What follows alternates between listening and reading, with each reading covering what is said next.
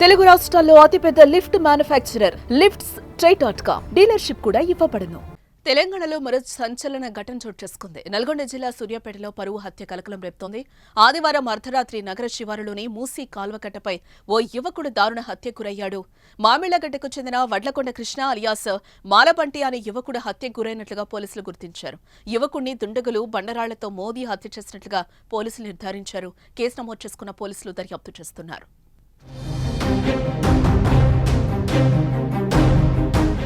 ఇక మృతుడు మామిళ్లగడ్డకు చెందిన కృష్ణ ప్రేమ వివాహం చేసుకున్నాడు. 6 నెలల కిందట భార్గవి అనే అమ్మాయిని కులాంతర వివాహం చేసుకున్నాడు. చెల్లెలు భార్గవి కులాంతర వివాహం చేసుకోవడం ఆమె సోదరుడికి అస్సలు ఇష్టం లేదు. కృష్ణపై భార్గవి సోదరుడు పగతో రగిలిపోతున్నాడు. పలు హత్యా కేసులో కృష్ణ కీలక నిందితుడిగా ఉన్న పళంగా హత్యకు గురి కావడంతో అంతా అయోమయం నెలకొంది. కృష్ణది పరువు హత్యనా లేదా పాత కక్షలే కారణమా అని పోలీసులు ఆరా తీస్తున్నారు.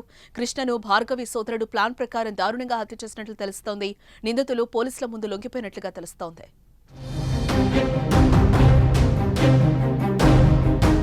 మరోపక్క కృష్ణ మృతిపై భార్య భార్గవి కన్నీరు మున్నీరుగా విలపిస్తోంది. సాయంత్రం 5 గంటల సమయంలో ఎవరో మహేష్ అనే వ్యక్తి కాల్ చేస్తే బయటకు వెళ్లాడని, ప్రతిసారి తనకు చెప్పి వెళ్లేవాడని, కానీ ఆ రోజు తనకు చెప్పకుండా బయటకు వెళ్లాడని భార్గవి కన్నీరు మున్నీరుగా విలపిస్తోంది. నిందితులపై కఠిన చర్యలు తీసుకోవాలని డిమాండ్ చేస్తోంది.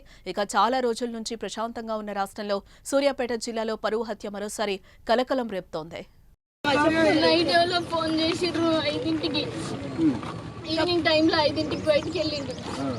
నాకు చెప్పకుండా ఎప్పుడైనా చెప్పి వెళ్తాడు, అసలు చెప్పకుండా ఎవరో మహేష్ అనే పేరు ఫోన్ చేసిండు, వెళ్ళిండు ఏదో తీసుకొస్తా సరే అని చెప్పి. నాకైతే వాళ్ళ మీదే ఉంది.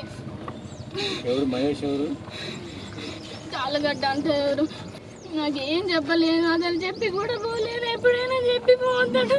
మీ పేరెంట్స్ మీద ఏమైనా అనుమానం ఉందా? ఈ మధ్యకాలంలో మీ అన్న ఏమైనా బెదిరిస్తుందా?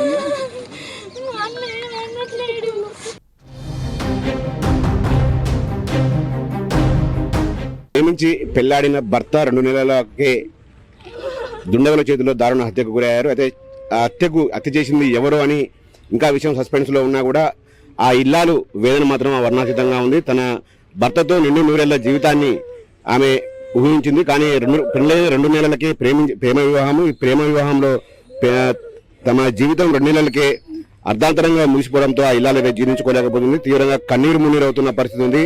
మొత్తం కూడా వాళ్ళ ఏదైతే మృతుడు కృష్ణ ఉన్నాడో, కృష్ణ స్నేహితులు కూడా ఇక్కడ హాస్పిటల్కి వచ్చి అతని చూసి అతనితో ఉన్న జ్ఞాపకాలను నెమరవేసుకుంటూ తీవ్ర విషాదంలో ఉన్న పరిస్థితి కనబడుతుంది. ప్రస్తుతం మనతో పాటు కృష్ణ ఎవరైతే మృతుడు ఉన్నాడో, మృతుని భార్య ఉన్నారు, వారితో మాట్లాడదాం. చెప్పమ్మా, అసలు ఏం జరిగిందమ్మా?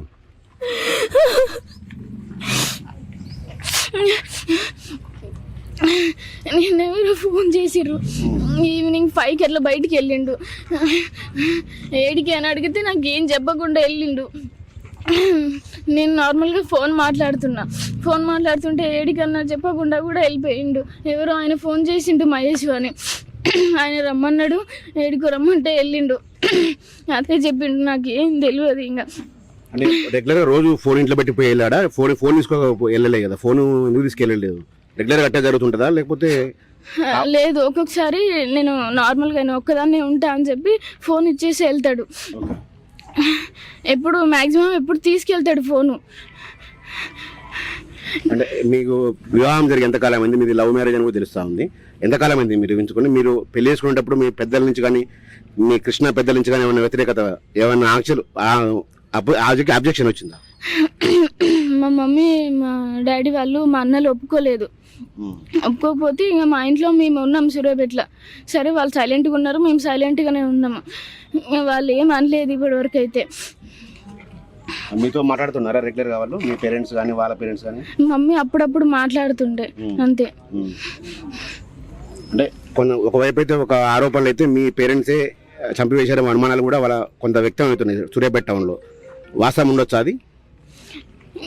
మీకు ఎవరిపైన అనుమానం?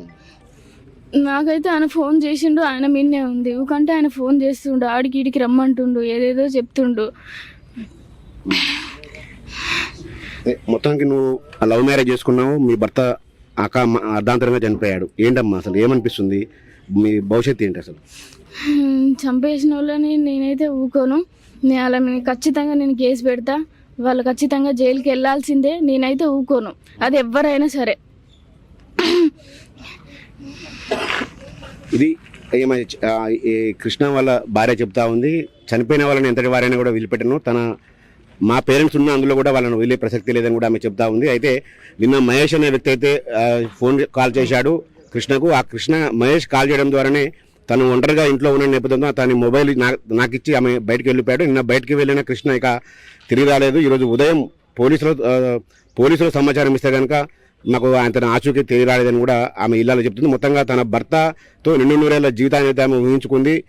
బంగారు భవిష్యత్తున్న ఈ యువజంట అర్ధాంతరంగా వాళ్ళ విషాదంలో అయితే ఆ జంట మునిగింది. తన భర్త ప్రేమించి పెళ్లి చేసుకున్న భర్త చనిపోయాడనే విషయాన్ని మాత్రం ఆమె జీర్ణించుకోలేకపోతా ఉంది.